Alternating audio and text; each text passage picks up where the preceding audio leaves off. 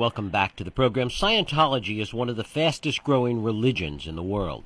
It's the chosen faith of many celebrities and high-profile figures. It's considered a cult by some, and it has massive financial holdings. Let's take a minute and listen to what Bill Maher has to say about it. Well, every religion has a creation myth. You know what the Scientology creation myth is? They think that 12 trillion years ago, a time frame no scientists believe exists, but okay. 12 trillion years ago, a galactic warrior named Xenu was looking to depopulate his planet, so he took all the souls to Earth, buried them under volcanoes, and blew them up later with atom bombs. Now, just for a moment, imagine the balls it takes to stand in front of another human being and tell them what happened 12 trillion years ago. And I don't mean in general terms, like the planets were cooling. I mean he knows the dude's name. Xenu. Oh, yeah, that cat. From 12 trillion? Yes, of course, Xenu. I mean, if someone tells you this story, the only logical response is to say, well, I guess anything's possible. And then backpedal while maintaining a smile and dialing 911 in your pocket, because that's crazy. We're going to spend some time talking about Scientology today with a woman who has studied it for a number of years. She's a contributing editor to Rolling Stone. She's Janet Reitman, and she's the author of a new book entitled Inside Scientology, the story of America's most secretive religion. Janet Reitman, thanks so much for joining us. Hi, thanks so much for having me. Is there any truth in Bill Maher's perception of the creation myth of Scientology? Yeah. I'm actually going to take a pass on whether it's 12 trillion years ago or I thought it was something like 75 billion years ago. But yeah, that's essentially correct. But the difference is that nobody stands up and tells that to anyone. Nobody in the Church of Scientology necessarily talks about that. And you only learn about that when you get to a certain level of your Scientology studies and your spiritual advancement, where you're deemed sort of ready to receive that knowledge, and then you go into a room and you open up this folder, and in that folder is a little document where this tale has been written out in L.Ron Hubbard's handwriting. It's like a Xeroxed copy of this story that every Scientologist who reaches that level reads, and that's how they learn it. And, of course, to get to that level, and you talk about the 8 kind of secret levels before you get there to this magical OT3, I think it is, place, that, in fact, by then you'll have spent hundreds of thousands of dollars as well. Yeah, definitely. It could cost that much. It depends on who you are. Some people can do it very quickly, but usually if they're celebrities and they're going to be spending a lot of money in other ways. But, yeah. It can cost at least $100,000, if not more, to get there. Let's take this back to its more contemporary roots. L.Ron Hubbard, who founded Scientology in around 1954, and this was an outgrowth of Dianetics, which he had founded in the even earlier 50s, around 1950, which was kind of Freudian therapy for dummies, I suppose. Yeah, it was. It was kind of pop psychology. Actually Newsweek magazine at the time called it the poor man's psychoanalysis, and that's what it was. And it was, it's an interesting thing to think about because we're so steeped in the sort of psychological, psychiatric kind of culture that we have today, where kids are put on medications and everybody takes a med for something or other, and you're always thinking about these issues. And in the 50s, there were very few psychiatrists in the United States. I think there were something like 600 of them. It was a very, very elite group of people who got to go to see a psychiatrist, and yet there were tons of people that needed the help because this was this is after World War II, and you had a lot of soldiers who came back with PTSD and whatever. So there was a great need for help, but there wasn't a lot of help out there. So this was actually something that took off. And he definitely came up with something that had a real hook for people because it was relatively free. I mean, all you needed to do was buy the Hubbard Dianetics book and start doing it. And the core of that philosophy was this disconnect that he talked about between the reactive and the analytical mind. Yeah, which is a little bit like the conscious and the subconscious. How did that grow into Scientology? Well, what happened was this was a very practical, what Hubbard called a mental science, really. He looked at that as a very practical thing. People started having these past life experiences, however, when they were doing this counseling, which is what they call auditing, where they were trying to kind of clear the reactive mind, to get rid of all the traumas, these psychic scars that we have, that date all the way back to our childhood and before, early childhood. Part of what Dianetics is about, getting in touch with the root causes of our problems and, the events that cause them and all those kinds of things, and to try to get rid of that. So people were going through this counseling and suddenly found themselves, 300 years ago, or they found themselves in another body. They started having these past life experiences. And so Hubbard seized upon this as, this is very spiritual. This is, oh my gosh, this is a spiritual thing what we're doing. This is not just a mental science, it's a spiritual science. And it was very convenient for him because he also, right around that same time, was losing control of Dianetics because he was a really bad businessman. And he had sort of he'd kind of birthed this phenomenon in the world, and it took off, and he didn't have control over it. So he wound up losing even the copyrights for a while to Dianetics. He lost everything, and he had to somehow reinvent himself. And so he reinvented Dianetics as Scientology with this spiritual component and called it a spiritual science. And his original followers, followed him right into it, and it grew and grew, and it became what it is. How much did Hubbard believe any of this? I really think he believed a lot of it.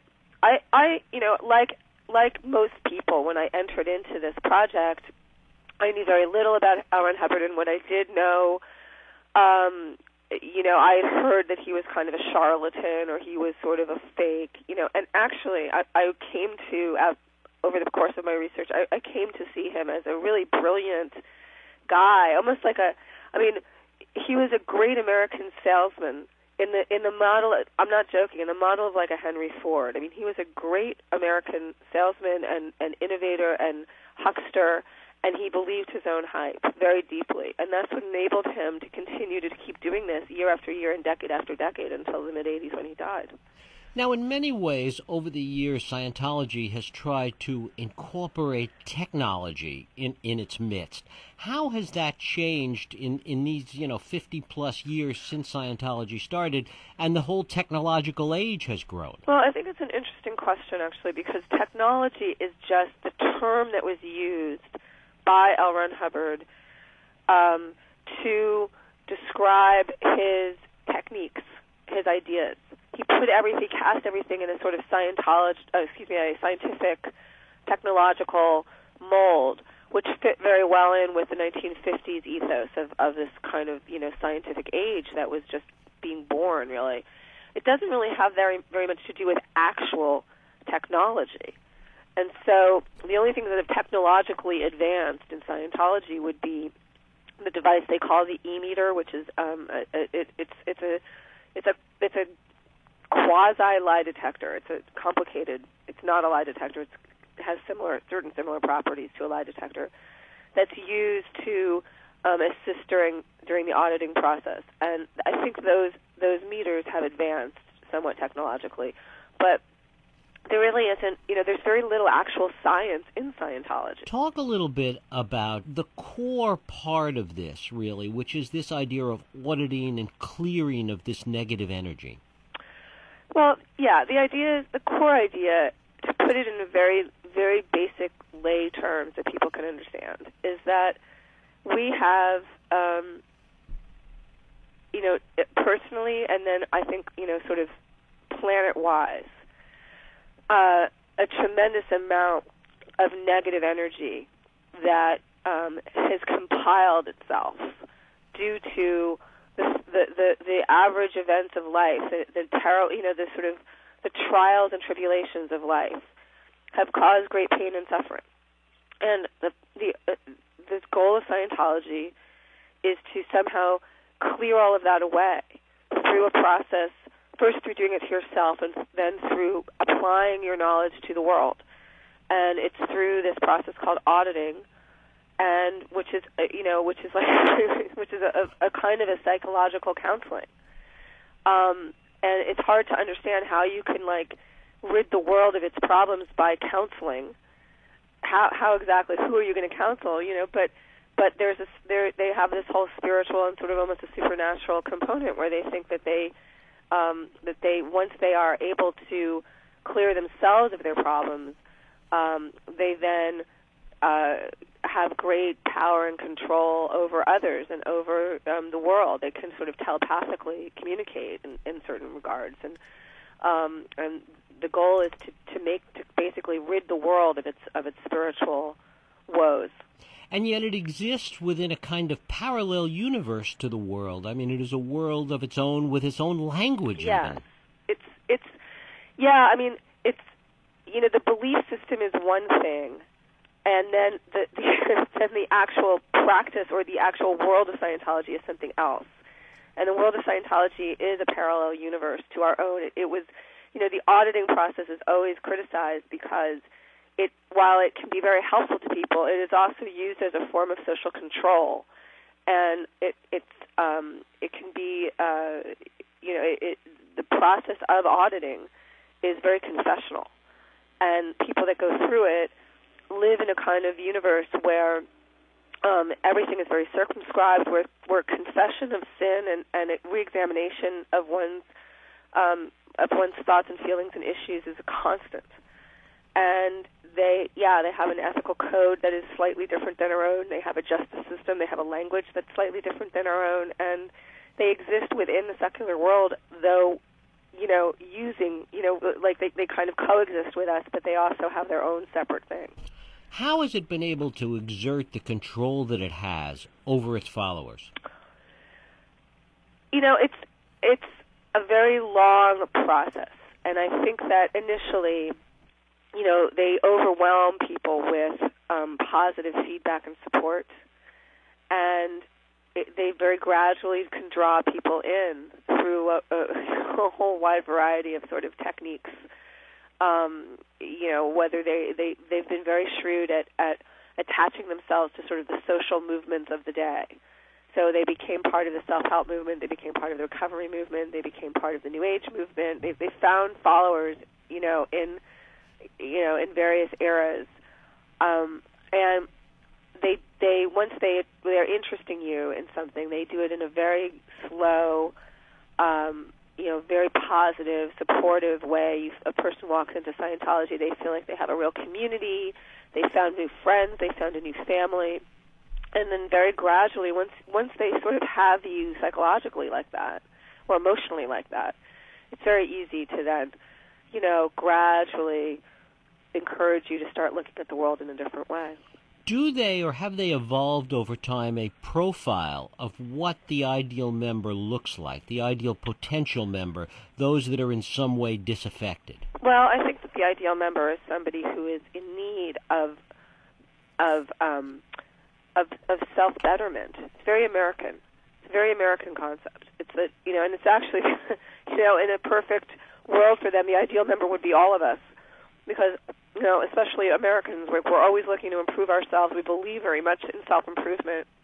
It's a national religion in many ways, and that is what they go for. They look for people that have some area of their life that is in ruins, and they look to find what they call the ruin, and they will then that's how they will appeal to you on this basis that they can help you overcome that.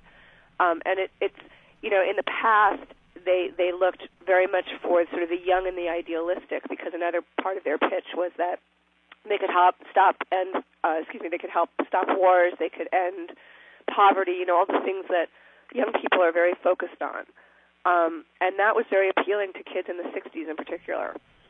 More recently, they seem to look for people that are disenfranchised from the mainstream in some way or another, whether they're recovering drug addicts, whether they're in prison, or in some ways they're not even in this country or in the West at all. They're living overseas. They're in the third world, and they're trying to do sort of more traditional missionary work, which I'm not sure is going to really succeed for them, because Scientology is also like a pay-as-you-go religion, and hard to imagine that people in the Congo are going to be able to be paying the fees that Scientology is going to be charging them. So, but it's they ultimately look for vulnerability, like any religion.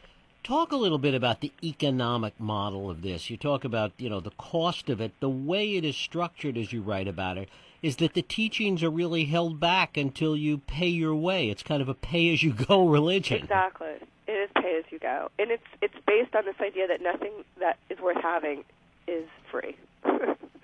So a member comes in, a person comes in, they sign up to do some auditing, which is sold to them in a package of sessions, it's called an intensive, and you usually an auditing process, or a sort of one course of auditing. Sometimes it can be one intensive, sometimes it can be two intensives. It depends, and you basically keep paying your money. The more you do, the more you wind up paying. Not everything is crazy expensive. Some things are less expensive. Generally, the more advanced courses and auditing processes are the most expensive. And so you find that there's a tremendous amount of encouragement within Scientology. It's like a multi-level marketing organization. It's like there's a tremendous amount of emphasis and energy focused on doing more and paying more. But doing more. And so people get very sort of whipped up in that idea, and they find all kinds of ways to afford it. And it bankrupts most people. Many, many people wind up being bankrupt. What and who has kept it going for so long and kept it vibrant? It's hard to really answer that question, and it's a perfect question. It has survived off of an unknown, but I think very sizable bank account. I mean, clearly they have holdings all over the world. They have at least probably about $1 billion. They're very deeply funded, and so they're not going to go away anytime soon, simply on the virtue that they can afford to survive. They're having a very hard time, though, I think, with members, because there's so much negative information about them now that is out there, which is really their own doing.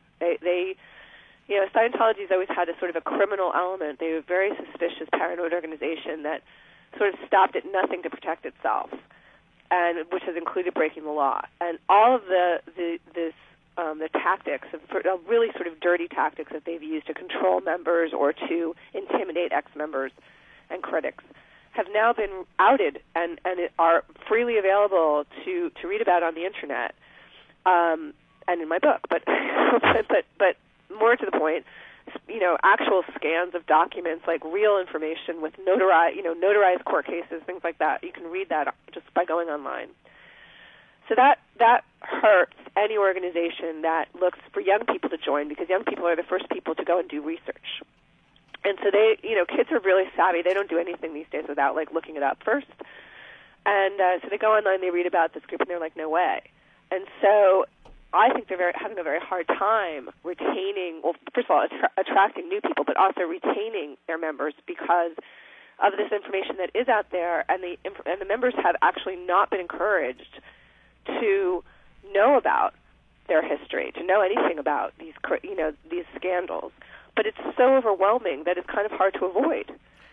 So they're sort of at a crossroads, and they have a very, very authoritarian leadership structure that has sort of kept the organization together. But that leadership structure is also under a lot of fire by former officials who have been very public with their criticisms. And so I think there's a lot going on right now within Scientology that's kind of pushing it to either reform or change in some way or another. There's kind of a splinter group that has sprung up of late. Yeah, there is. There's a couple of people who were former very top officials left the church, and they formed an independent Scientology movement.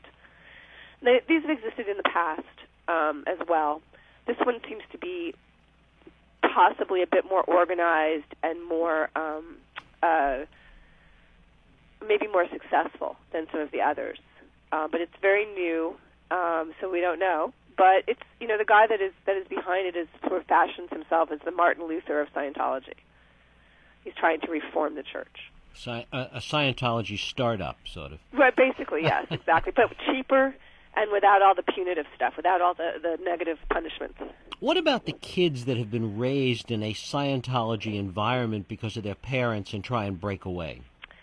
That's very hard for them. I mean, I actually spent last evening with one of those kids who came to hear me read, and it's an interesting experience for them because they grow up in this bubble-like world, and then they, at some point, usually as teenagers, they go through a rebellion that's a basic rebellion.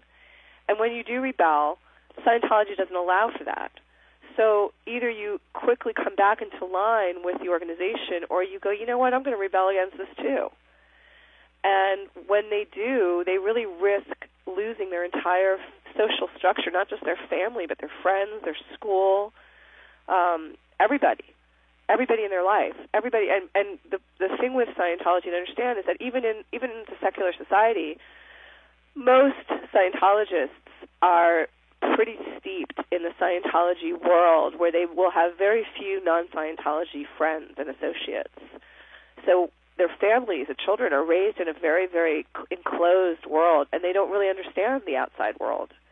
And so this idea that they would reject the church is rejecting the entire world that they know, everyone in it. And the rules are very strict. If you reject the church and you do it in an aggressive way, and you're seen by the church as what they call suppressive or negative, hostile, then nobody is allowed to talk to you. And then there's this process you talk about of disconnection that happens. Yeah. Ultimately, what happens is if you do decide to reject the church, your family and friends and everyone who is connected to you is encouraged or told by the church that they must disconnect from you. They must sever their ties with you. They do it in formal ways, like by writing letters and telling you they're formally cutting their ties with you until you come back in line with the church.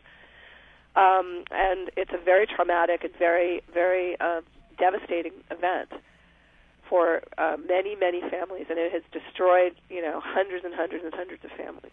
Thousands of families. You mentioned the tactics that have been used to keep so much of Scientology secret. Talk a little about those tactics and the extent to which they're still going on. Well, the tactics that have been used in the past have been intimidation tactics. I mean, L.Ron Hubbard was very specific, and that, any critic of the church, anyone who tried to undermine the church in any way, who was seen as an enemy of the church, was what he called fair game, to be tricked or lied to or sued or destroyed. These are direct quotes. And this was a policy that was written in the 60s and was ultimately discarded, but not really discarded. It was was allegedly voided, but it still is in practice. Where for a very long time, people who have been seen as enemies of the church have been subject to harassment and to other kinds of sort of dirty tricks tactics, including lawsuits, just to sort of ruin them, not necessarily to win the lawsuit, but just to wear them down. This is a tactic that in my experience and my research, is not as prevalent anymore when it comes to outsiders. When it comes to insiders, like this guy I just mentioned, this guy, his name is Marty Reitman. He's the Martin Luther. Right, so he's now being subjected to all kinds of harassment, crazy harassment, he has protesters parked outside his house. He's subjected to a lot on the basis that he's fair, what they would call fair game. That's something that's internal, but in terms of these kinds of tactics used to be used against reporters. And they're not. So, to my knowledge, they really haven't been used that much anymore against outsiders, people like myself, attorneys, judges. Those are the kinds of people that Scientology looks upon as the enemy. Given that history, did you have any fears or concerns going into this project? I really didn't. I actually really didn't. I went into the project knowing virtually nothing about Scientology because I was given the assignment by my editors at Rolling Stone I did get a little bit nervous while I was reporting, just because I was talking to so many people who were telling me about these tactics, and it was the first I'd ever heard of them. But then I put things in context, and I really believe, I'm one of those people that believes that that fear begets fear. So I choose to not be very afraid, and it hasn't, nothing has really happened to me to make me be afraid. And $1 billion that the church is roughly worth, who runs that now, and what are they doing with all that money? Well, it's in various accounts. They have a very sort of detailed financial structure, and it's kept in reserve funds. A lot of it is invested in real estate, and some of it is invested in a long-term project to restore a lot. Well, they've actually finished this, restoring a lot of L.Ron Hubbard's writings. They invest money in and they have their members invest in new projects, new books projects, new CD projects, things like that, translation projects. They invest money in real estate all over the world. And there's something called the Church of Spiritual Technology, which essentially holds the copyrights and kind of controls a lot of this stuff. But it's a very complicated sort of corporate structure. But the short answer is, they have a number of funds, and a lot of it from my knowledge right now, a lot of it is in real estate. And is it your sense, finally, that it is going to continue to survive and to arguably thrive? I think it's going to survive. I'm not sure how much it's going to thrive. I think it will probably survive in some form. I don't expect that it will ever be what it was at one point, because it would entail some of its basic premises, which is very anti-psychology and psychiatry, would have to change, because it's rooted in a 1950s mindset, and the world has evolved tremendously. Some of its basic ideas are okay, but I think that there needs to be a tremendous amount of evolution within Scientology to make it relevant to people today, and that has not happened yet. So that would have to happen. Janet Reitman, her book is Inside Scientology, the story of America's most secretive religion. Janet, I thank you so much for spending time with us. Thank you.